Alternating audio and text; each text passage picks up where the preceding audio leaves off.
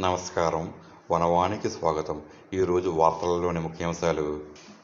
కాకినాడ జిల్లాలోని పెద్దపూడి మండలం గొళ్లల మామిడాడ బిక్కవోలు రోడ్డు నుండి వెలిసిన శ్రీ మణికంఠస్వామి దేవస్థానంలో కొలువైన జగన్మాత శ్రీ శ్రీ శ్రీ వారాహి అమ్మవారికి కనుమ పండుగను పురస్కరించుకుని ప్రత్యేక పూజలు ఘనంగా నిర్వహించారు. సంక్రాంతి పండుగలో మూడవ రోజైన కనుమ సందర్భంగా వారాహి అమ్మవారితో పాటు దుర్గాదేవికి ఆలయ ప్రధాన అర్చకులు మోహిత్ శుక్ల ఆధ్వర్యంలో విశేషమైన పూజా కార్యక్రమాలు జరిగాయి. ఈ ప్రత్యేక పూజలలో పాల్గొన్న భక్తులు అమ్మవారికి ప్రదక్షిణలు చేసి తమ మొక్కుబడులను ముడుపులను సమర్పించుకున్నారు.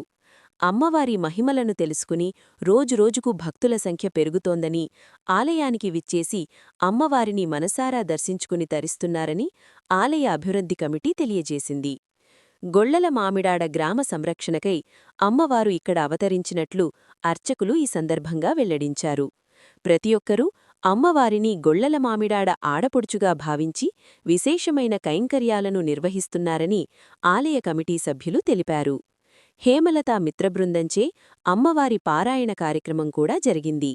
భక్తులకు ఎటువంటి అసౌకర్యం కలగకుండా అన్ని ఏర్పాట్లను ఆలయ కమిటీ పకడ్బందీగా చేపట్టినట్లు నిర్వాహకులు పేర్కొన్నారు.